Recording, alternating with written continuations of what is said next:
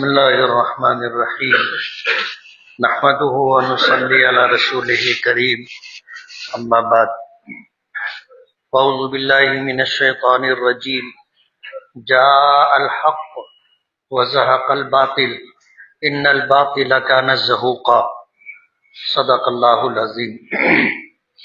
بزرگان محترم اور عزیز دوستو، کسی شاعر نے کہا ہے کہ ستیزہ کار رہا ہے ازل سے تا امروز، چراغ مصطفی سے شرار بو لہبی۔ یہ دنیا جب سے وجود میں آئی ہے اس وقت سے لے کر آج تک اور آج کے بعد قیامت تک حق اور باطل کی معرکہ آرائی، مقابلہ آرائی رہے گی، اور کائنات کے اس نظام میں اللہ پاک کا ضابطہ یہ ہے کہ حق ہی غالب رہے گا، باطل کو مٹنا ہے، باطل مٹ کر کے رہے گا۔ عربی کا ایک جملہ ہے الحق یعلو ولا یعلی علیہ، حق ہی ہمیشہ سر بلند رہتا ہے، حق کے اوپر کوئی چیز جو باطل سے تعلق رکھتی ہے وہ اوپر نہیں جا سکتی۔ یہ کائنات کا ایک نظام، اور اسی نظام پر یہ دنیا چل رہی۔ قرآن کریم میں سورہ اخلاص، جسے ہم عام زبان میں لوگ قل ہو اللہ کی سورت کہتے ہیں، اللہ پاک نے فرمایا قل ہو اللہ احد، آپ کہہ دو کہ اللہ ایک ہے۔ دو باتیں اس میں ہیں، ایک بات تو یہ کہ اللہ ہے، اور دوسری بات یہ کہ اللہ اکیلا وحدہ لا شریک لہ ہے، اس کی الوہیت میں کوئی شریک نہیں، اس کی ربوبیت میں کوئی شریک نہیں، اور اس کی وحدانیت میں کوئی شریک نہیں، وہ وحدہ لا شریک لہ۔ دنیا میں تھوڑے لوگ ہیں جو اللہ کے وجود کو نہیں مانتے، ایسے لوگوں کو ملحد کہا جاتا ہے، دہریہ کہا جاتا ہے، ناستک کہا جاتا ہے، لیکن وہ اپنے آپ میں یہ سمجھتے ہیں کہ وہ بہت عقل مند ہے، لیکن انسانی سوچ اور عقل یہ کہتی ہے کہ یہ عقل اور سوجھ بوجھ سے پیدل ہے۔ اگر ان کے ہاتھ میں گھڑی ہے اور ان سے پوچھا جائے کہ یہ گھڑی ہے، اس کا کوئی بنانے والا ہے یا یہ گھڑی خود بخود بن گئی، تو ایک معمولی سی چیز کو وہ مان لیتے ہیں کہ یہ گھڑی خود بخود نہیں بنی، کسی نے اس کو بنایا ہے۔ خود بخود کوئی چیز نہیں ہوتی، کوئی نہ کوئی اس کا بنانے والا ہے۔ اللہ رب العالمین جو اس کائنات کا خالق ہے، یعنی پوری کائنات کا پیدا کرنے والا مالک ہے، یہ اس کی ملکیت ہے۔ اتنا بڑا آسمان بغیر ستون کے قائم ہے، کیا یہ آسمان خود بخود بن گیا؟ اتنی بڑی زمین اسے بچھا دی، زمین بچھا دی گئی، کیا یہ خود بخود بچھ گئی؟ سورج اور چاند کا اپنا ایک نظام ہے، اور اسی نظام کے تحت جب سے دنیا بنی ہے اور جب تک اللہ پاک کی منشا ہوگی دنیا باقی رکھنا، اسی نظام کے تحت سورج نکلتا رہے گا، ڈوبتا رہے گا، چاند نکلتا رہے گا، ڈوبتا رہے گا، اور اس کے نظام میں آپ کو فرق نہیں ملے گا۔ چاند ہے، ستارے ہے، سورج کو اللہ نے آگ بنایا، گرمی دنیا حاصل کرتی ہے، چاند کو روشنی عطا کی، دنیا روشنی حاصل کرتی ہے، ستارے جھلملاتے ہیں، دنیا کا ایک نظام ہے، چل رہا ہے۔ لیکن خدا کے وجود سے انکار کرنے والے جو اپنے آپ کو بہت عقل مند سمجھتے ہیں، وہ عقل سے پیدل اور بیوقوف ہے. ان سے بڑا بیوقوف دنیا میں کوئی نہیں. ان کے گھر میں روٹی خود بخود نہیں بنتی، چاول خود بخود نہیں پکتا، دال خود بخود تیار نہیں ہوتی، ایک بریڈ بھی خود بخود نہیں بنتا. ہر چیز بنانے سے بنتی، کوئی نہ کوئی اس کا بنانے والا ہوتا ہے. یہ پوری دنیا خود بخود بن گئی ہو، ایسا ہو سکتا ہے کیا؟ اتنی موٹی بات اور اتنی بڑی بات ان کو سمجھ میں نہیں آتی، اور وہ اپنے آپ کو سب سے زیادہ عقل مند سمجھتے ہیں. ماضی میں بھی اس طرح کے لوگ رہے جو اللہ کی عطا و بخشش ہدایت سے محروم رہے، تو ان کی سوجھ بوجھ بجائے انہیں خدا کی طرف لے جانے کے، خدا کے انکار کی طرف لے جاتی. امام اعظم ابو حنیفہ رحمۃ اللہ علیہ کے زمانے میں بھی اس طرح کا کوئی شخص تھا، ملحد ناستک. وہ لوگوں سے بحث کرتا تھا. ظاہر بات ہے کسی عام انسان سے آپ بحث کرو گے اور وہ پڑھا لکھا یا اتنا علم نہیں رکھتا ہوگا کہ آپ کو جواب دے سکے، تو وہ خاموش ہو جائے گا. لیکن اس کی خاموشی کا یہ مطلب نہیں ہے کہ تم صحیح ہو یا جو بات تم نے کہہ دی وہی حق ہے. آپ کے سامنے اگر صاحب علم ہوگا تو آپ کبھی بھی اس سے جیت نہیں سکتے اور اپنی بات منوا نہیں سکتے، اسے باطل کے لیے قائل نہیں کر سکتے. امام اعظم ابو حنیفہ رحمۃ اللہ علیہ کے زمانے میں بھی کتابوں میں واقعہ ملتا ہے. ایک دہریہ تھا، خدا کے وجود کا منکر. وہ لوگوں سے بحث کیا کرتا تھا اور لوگ اسے مطمئن نہیں کر پاتے تھے، دلائل نہیں دے پاتے تھے. وہ خلیفہ کے دربار میں آ گیا اور آ کر کے اس نے اپنا یہ معاملہ رکھا. امام اعظم ابو حنیفہ رحمۃ اللہ علیہ سے بات کی گئی. امام اعظم ابو حنیفہ رحمۃ اللہ علیہ نے بحث مناظرہ کہو، مکالمہ کہو، اسے قبول کر لیا کہ فلاں دن فلاں وقت فلاں جگہ پر ہم لوگ بات کریں گے. وہ پوری تیاری کے ساتھ آ گیا. امام صاحب رحمۃ اللہ علیہ وقت پر نہیں پہنچے. بہت بڑا مجمع جمع ہو گیا، لوگ انتظار کرتے رہے اور امام صاحب آئے نہیں.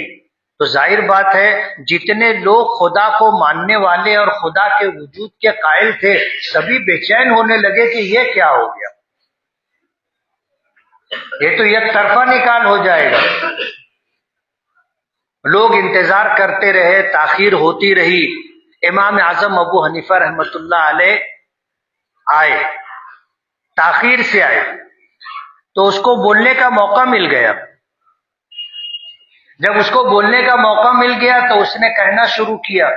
جب وہ کہہ چکا تو امام صاحب فرمانے لگے کہ میں گھر سے نکلا یہاں آنے کے لیے، تو میں جیسے ہی گھر سے نکلا تو میرے گھر کے سامنے ایک دریا بہنے لگ گیا. میں پریشان کھڑا تھا کہ یہ دریا کیسے پار کروں، کیسے عبور کروں. تو میں نے دیکھا کہ ایک درخت تھا، وہ خود بخود کٹا، گرا، چیرا اور جڑا اور کشتی بن گئی. تو میں اس پر بیٹھا اور اس کے بعد دریا پار ہوا اور اس کے بعد میں آیا تو آنے میں مجھے دیر ہو گئی. تو وہ ہنسنے لگا اور وہ کہنے لگا کہ ان کا دماغ چل گیا ہے. چلنا سمجھتے ہو نا، دماغ چل گیا ہے. کہیں دریا خود بخود وجود میں آتا ہے کہ دریا نہیں تھا اور یہ آئے تو دریا بہنے لگ گیا، بن گیا. اور کہیں ایسا ہوتا ہے کہ درخت ہے خود بخود کٹے، خود بخود چرے، خود بخود کشتی بن جائے. ان کا دماغ چل گیا. امام صاحب رحمت اللہ علیہ نے پوچھا کہ کیا کوئی دریا خود بخود نہیں بہ سکتا؟ بولے ایسا کیسے ہوگا؟ کہا کہ کشتی خود بخود نہیں بن سکتی. بولے ایسا کیسے ہوگا؟ تو بولے جب ایک دریا خود بخود نہیں بہ سکتا، نہیں بن سکتا، ایک کشتی جو معمولی چیز ہے خود بخود نہیں بن سکتی، تو اتنا بڑا آسمان، اتنی بڑی زمین تم اور میں اور یہ سب اور یہ پوری کائنات خود بخود کیسے بن گئی؟ تم نے یہ مان لیا کہ ایک دریا خود بخود نہیں بن سکتا، ایک کشتی خود بخود نہیں بن سکتی۔ میں نے واقعہ مختصر کیا، وقت نہیں ہے۔ امام صاحب نے فرمایا میں دیکھ رہا تھا زمین پھٹی اور پھر ایک پودا نکلا اور وہ پودا بڑا ہوتے ہوتے ہوتے پورا درخت بن گیا، اور اتنا بڑا درخت بنا، اتنا تناور بنا کہ اس سے جو ہے لکڑی کے تختے بن سکتے تھے۔ پھر وہ درخت کٹا، گرا اور چیرا گیا اور کشتی بنی۔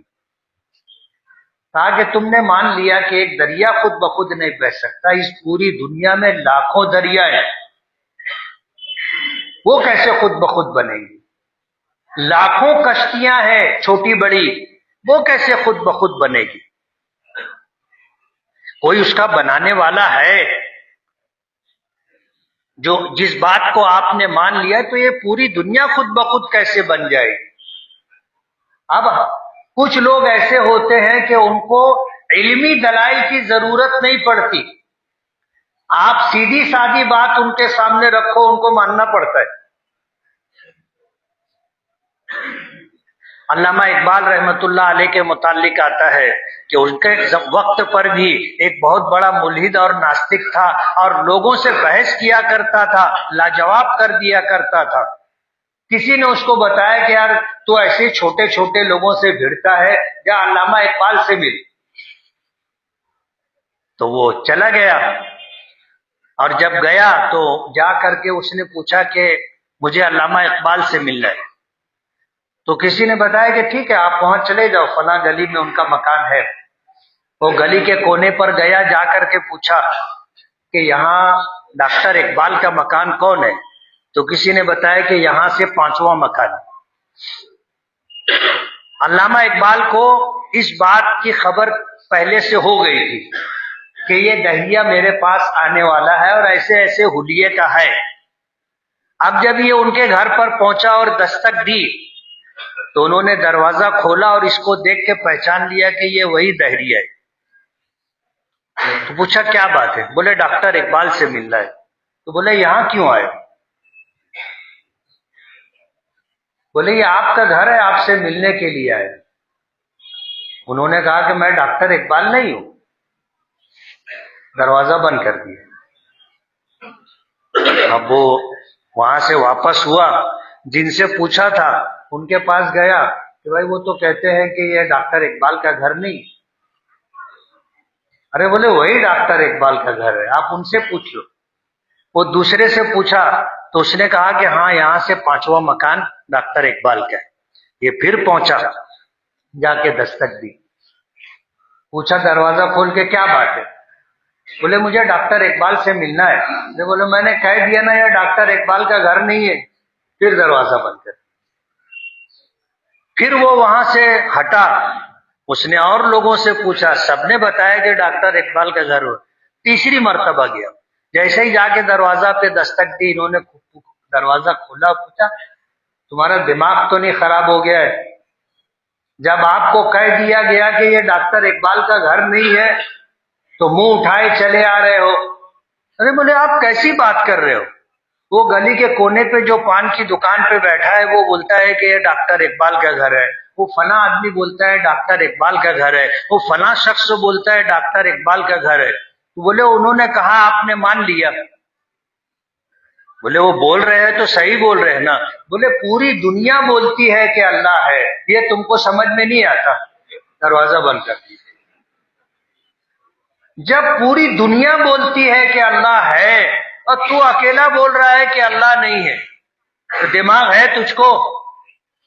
3 آدمی بولے تو تو یقین کر لیا کہ یہ ڈاکٹر اقبال کا گھر ہے، اور پوری دنیا بولتی ہے کہ اللہ ہے اور تجھ کو یہ بات سمجھ میں نہیں آتی۔ تو عقل سے پیدل لوگوں کو قائل کرنے کے لیے بہت زیادہ علموں کی ضرورت نہیں ہے، لیکن جب آدمی اپنی بات پر نہیں رہتا اور الگ الگ چیزوں پر بحث کرتا ہے تو اس کے لیے علم کی ضرورت ہوتی۔ یہ بات ہمارا موضوع نہیں تھی، لیکن ساتھیوں کا تقاضا تھا کہ آپ اس پر بولو۔ میں نہیں سمجھتا تھا کہ اس پر بولنے کی کچھ ضرورت ہے۔ ہمارے مجمع کے اندر کوئی آدمی عقل سے پیدل ہے؟ کوئی نہیں ہے۔ ایمان ایک الگ چیز ہے، مومن ہونے کے لیے ایمان ضروری ہے، لیکن کسی چیز کا یقین کرنے کے لیے اس کائنات میں بہت ساری چیزیں اور ان چیزوں کے ذریعے سے آدمی خدا کے وجود تک پہنچتا ہے۔ جو دیوانہ ہوگا، پاگل ہوگا، جس کو عقل نہیں ہوگی، اس کی بات الگ ہے۔ جس کو اللہ نے ذرا بھی سوجھ بوجھ دی ہے، اس کو یہ بات سمجھ میں آ جاتی ہے۔ ابھی جاوید اختر نام کا کوئی ملحد آدمی ہے، فلم انڈسٹری میں کام کرتا ہے، ایک زمانے سے اسی پر بات کی اور اس نے اس پر جو ہے ڈیبیٹ کرنے کے لیے دعویٰ کیا۔ ایک نئے عالم مفتی شمائل احمد عبداللہ ندوی، عمر دراز شخص نہیں ہے، میں ایسا سمجھتا ہوں کہ 30 سال کی عمر ہوگی آس پاس۔ انہوں نے قبول کر لیا کہ ہم ڈیبیٹ کریں گے اور تاریخ طے ہو گئی، مقابلہ ہوا۔ یہ آدمی بھاگ رہا تھا ادھر ادھر۔ جب گفتگو کا عنوان طے ہے تو اس عنوان پر بات ہونی چاہیے۔ آپ دنیا جہاں کی بات کر رہے ہیں تو دنیا جہاں کی بات کرنے کے لیے ڈیبیٹ نہیں رکھا گیا ہے، لیکن جب صحیح آدمی سے پالا پڑا تو دال آٹے کا بھاؤ معلوم ہو گیا نا۔ اور کچھ لوگ کہتے ہیں کہ اس نے جاوید اختر نے مانا نہیں۔ اب ظاہر بات ہے، نہیں ماننا ہے تو الگ بات ہے۔ جیسے ایک شخص تھا، اس نے کہا کہ ہاتھی کے 5 پیر ہوتے، لوگوں نے کہا کہ تو پاگل ہو گیا ہے، ہاتھی کے 4 ہی پیر ہوتے۔ آپ پوری دنیا میں کسی سے بھی پوچھ لو، تم کو ماننا پڑے گا۔ بولے میں مانوں گا ہی نہیں نا، میں اگر کہتا ہوں کہ 5 پیر ہے تو 5 پیر ہے، میں کسی کی بات مانوں گا ہی نہیں، اپنی آنکھوں کا دیکھا ہوا بھی نہیں مانوں گا۔ تو ظاہر بات ہے کوئی اگر نہ ماننے پر آئے تو الگ بات ہے، لیکن اگر حق کو ماننے کا جذبہ لے کر کے آدمی بیٹھے گا تو اس کو ماننا پڑے گا۔ اللہ کا کرم ہے، پوری دنیا میں آج اس کائنات میں دین حق اسلام ہے، اور اللہ کا احسان ہے کہ ہم اسلام کو ماننے والے لوگ ہیں۔ یہ اللہ کی عطا و بخشش ہے، ہمارا کچھ کمال نہیں ہے، اور اللہ جسے چاہتا ہے اسے ہدایت دیتا ہے اور قبول کرنے کی صفت عطا کرتا ہے۔ اور اس سلسلے میں جو بھی حق کا متلاشی ہوگا، اللہ پاک اس کی رہنمائی کا کام کرتے۔ اللہ دل کا دروازہ کھولتا ہے، ہدایت دینے کا فیصلہ کرتا ہے، یہ اس کے قبضے قدرت میں ہے۔ اگر ہم آج اللہ کو الوہیت، ربوبیت اور وحدانیت کے اعتبار سے مانتے ہیں، انبیاء کرام کی نبوت پر ہمارا ایمان ہے، آسمانی کتابوں کو ہم کتاب الہی مانتے ہیں، اچھی بری تقدیر پر ہمارا ایمان ہے، مرنے کے بعد ہمیں زندہ ہونا ہے، ایک آخرت کا دن ہے، اللہ کی بارگاہ میں پیشی ہے، حساب و کتاب ہوگا، ہمیں پلسرات سے گزرنا ہوگا، میدان محشر میں اپنی زندگی بھر کے اعمال کا حساب و کتاب دینا ہوگا، پھر یا تو جنت یا جہنم ٹھکانا، ان چیزوں کا ماننا ایمان ہے۔ اور اللہ اگر ہدایت دے تو آدمی مانتا ہے، ورنہ آج دنیا میں ان چیزوں کو نہ ماننے والوں کی تعداد ماننے والوں سے زیادہ ہے۔ مذہب کے اعتبار سے دنیا میں سب سے بڑا اگر کوئی طبقہ ہے تو وہ کرسچن لوگوں کا ہے، دنیا میں سب سے بڑی تعداد ان کی ہے۔ وہ اللہ کے ساتھ حضرت عیسیٰ کو بھی خدا مانتے اور ان کی والدہ حضرت مریم کو بھی خدا مانتے۔ اب ظاہر بات ہے جو پیدا ہوا وہ کیسے خدا ہو سکتا ہے؟ جو کھاتا ہو، پیتا ہو، سوتا ہو، جسے پیشاب اور پاخانے کی حاجت ہوتی ہو، جو بیمار ہوتا ہو، جس کو سردی لگتی ہو، گرمی لگتی ہو، وہ کیسے خدا ہو سکتا ہے؟ لیکن لوگ مانتے ہیں۔ الحمدللہ الذی ہدانا، تمام تعریفیں اس اللہ کے لیے جس نے ہمیں ہدایت دی۔ وما کننا لنہتدی لولا ان ہدانا اللہ، اور اللہ اگر ہمیں ہدایت نہیں دیتا تو ہم ہدایت کے راستے پر نہیں آ پاتے۔ اس پر اللہ کا ہمیں شکر ادا کرنا چاہیے۔ ہدایت پر ہونا، ایمان کا ملنا، اسلام پر رہنا، اسلامی احکامات پر عمل کرنا، یہ اللہ کی عطا و بخشش ہے، اس کی توفیق ہے، ہمارا کوئی کمال نہیں ہے، ہم میں کوئی سرخاب کے پر نہیں لگے ہیں۔ یہ تو اللہ نے ہمیں نواز دیا، اور اللہ نے ہمیں ایمان کی دولت دے دی، اور اللہ کا ایک نظام تھا، مسلمان ماں باپ کی گود میں آئے تو ہمیں وراثت میں اسلام مل گیا، وراثت میں ایمان مل گیا۔ اور ظاہر بات ہے مفت میں بغیر محنت اور مشقت کے کوئی چیز ملتی ہے تو اس کی قدر نہیں ہوتی۔ ہمیں اسلام کی قدر کرنا چاہیے اور کہنا چاہیے الحمدللہ الذی ہدانا للاسلام، ہدانا للایمان، ہدانا لخیر الادیان، وما کننا لنہتدی لولا ان ہدانا اللہ۔ اور اگر اللہ نہیں ہوتا، ہدایت نہیں دیتا تو ہم ہدایت پہ نہیں رہتے۔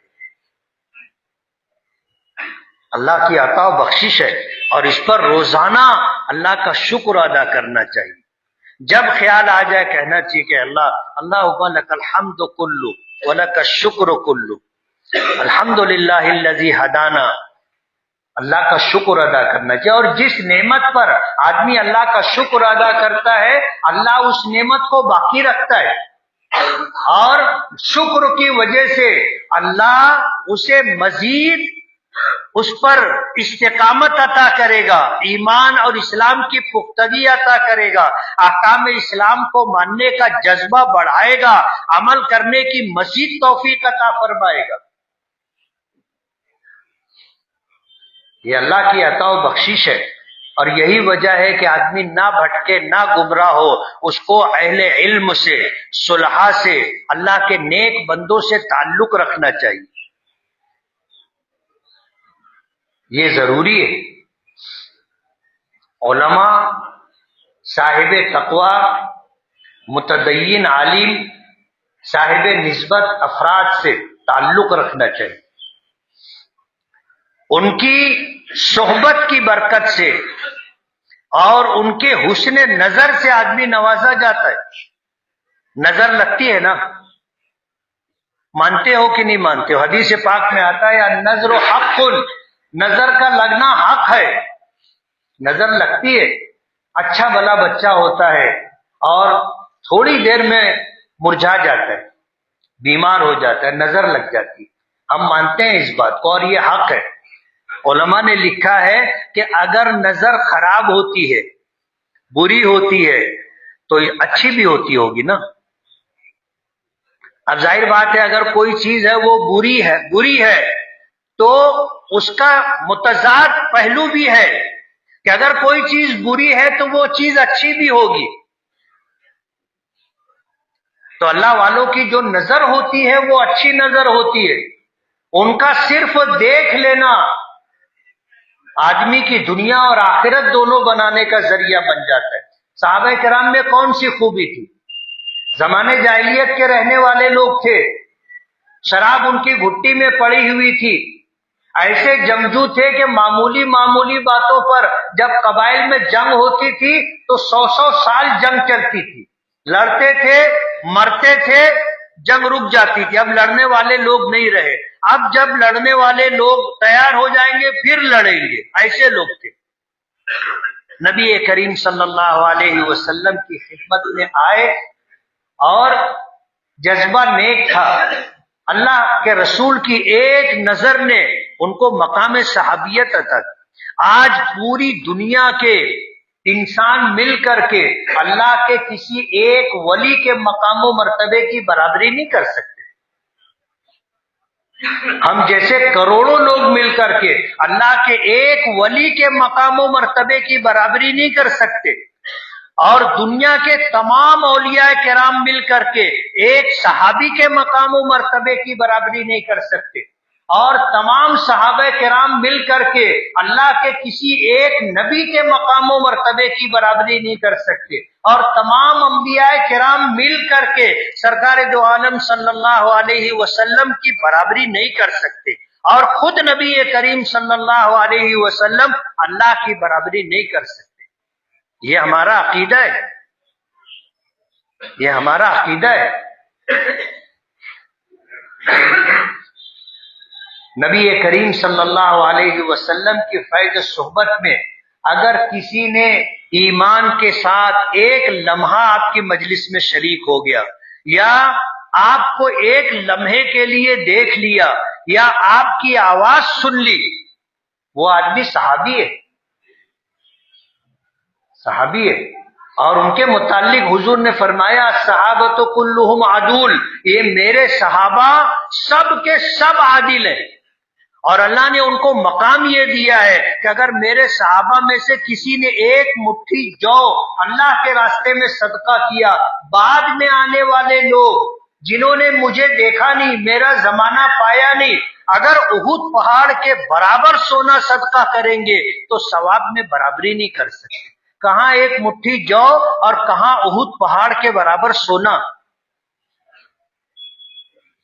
احد پہاڑ کے برابر سونا صدقہ کریں گے، جو ثواب ملے گا وہ ثواب ایک صحابی کے ایک مٹھی جو صدقہ دے کر جو ثواب ان کو ملا ہے اس کے برابر نہیں ہو سکتا۔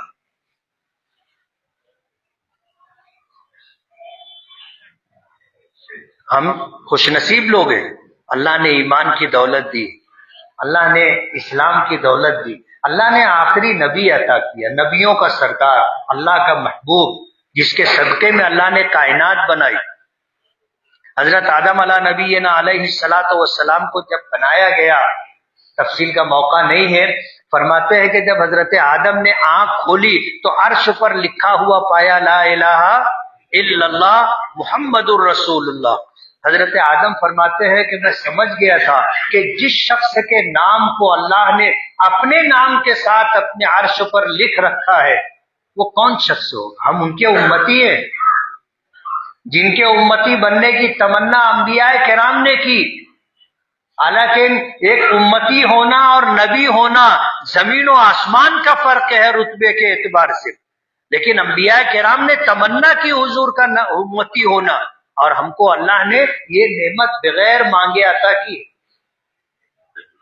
اور آخری بات، ہم مسلمان ہیں، صاحب ایمان ہیں، اللہ کے وجود کی بات، اللہ کی وحدانیت کی بات، اللہ کی الوہیت کی بات، اللہ کی ربوبیت کی بات ہمیں دلائل سمجھ میں آئے نہ آئے ہم مانتے ہیں۔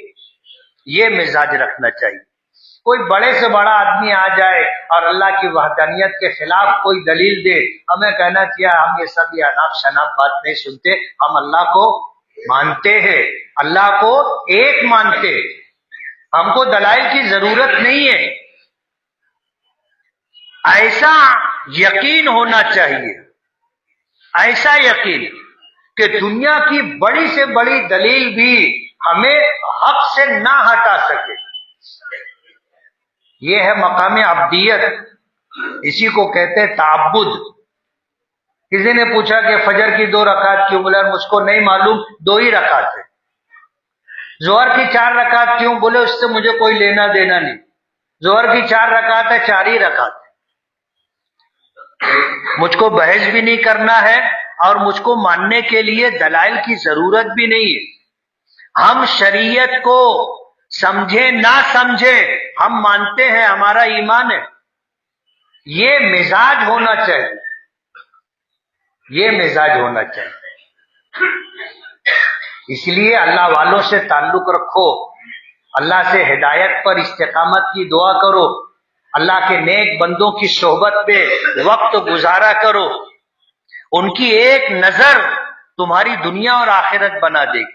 جیسے ایک بری نظر لگ جاتی ہے، بچہ بیمار ہو جاتا ہے، اچھا بچے کی ہی بات نہیں، تم کو اور مجھ کو بھی نظر لگ سکتی ہے نا، اور لگتی ہے۔ اس بات کا ہمیں احساس ہونا چاہیے اللہ نے ہمیں بہت نوازا ہے اور کائنات انسانی کی سب سے بڑی نعمت دی ہے، ایمان دے دیا، اسلام دے دیا، اپنے محبوب نبی کا امتی بنا دیا، قرآن پاک دے دیا۔ اللہ پاک نے کیا نہیں دیا، بے شمار نعمتیں اللہ پاک نے دی۔ اس جذبے کے ساتھ رہنا چاہیے۔ پچھلے ہفتہ میں نے اعلان کیا تھا کہ اگلے ہفتہ مدرسے اسلامیہ کا جلسہ ہوگا، چندہ ہوگا۔ ابھی جلسے کا موسم آ رہا ہے نا، تعلیمی سال آخر ہے، تو وہ جلسہ جیسے دعوت نامہ ملتا رہا تو ذہن میں ہے۔ مدرسہ اسلامیہ کا چندہ، اللہ کا بہت بڑا احسان ہے ہمارے شہر پر کہ 100 سال سے زیادہ عرصہ گزر گیا، مالیگاؤں میں ہمارے علماء نے الحمدللہ ہماری دینی تعلیم کے لیے ادارے قائم کیے، اور اس کی وجہ سے آج ہمارا شہر پوری دنیا میں جانا جاتا ہے، پوری دنیا میں جانا جاتا ہے۔ جو لوگ سفر کرتے ہیں ان کو معلوم ہے، ہمارا آنا جانا ہوتا ہے۔ اپنے تعارف کے لیے اتنا بولنا مالیگاؤں، لوگ بولتے اچھا انڈیا، مہاراشٹر، وہاں کا مالیگاؤں، ہاں وہاں کا مالیگاؤں۔ اللہ کا احسان، یہ شناخت ہماری ہے تو ان اداروں کا وجود، ان کی بقا اور ان کی کارکردگی بہتر سے بہتر ہو، اس کے لیے ہمیں اداروں کا تعاون کرنا ضروری ہے۔ اللہ جزائے خیر دے اپنی مسجد کے ذمہ داران کو کہ انہوں نے دور اندیشی کے ساتھ یہ فیصلہ کیا کہ ہم مہینے میں 1 ہفتہ اپنے شہر کے کسی مدرسے کے چندے کے لیے متعین کرتے ہیں، اور اس دن مسجد کا چندہ نہیں رکھتے ہم لوگ۔ آپ سے گزارش ہے، مدرسہ اسلامیہ کے اساتذہ، وہاں کے طلباء آئے ہوئے ہیں، دروازوں پر آپ کے منتظر ہوں گے۔ جب آپ جانے لگو گے تو تعاون دے کر کے جائیے۔ حضور نے فرمایا تصدقو، صدقہ دیا کرو، ولو بشق تمرۃ، چاہے تم کھجور کا ایک ٹکڑا ہی کیوں نہ دے سکتے، دیا کرو، دیں گے۔ اللہ عمل کی توفیق عطا فرمائے۔ وآخر دعوانا ان الحمد للہ رب العالمین۔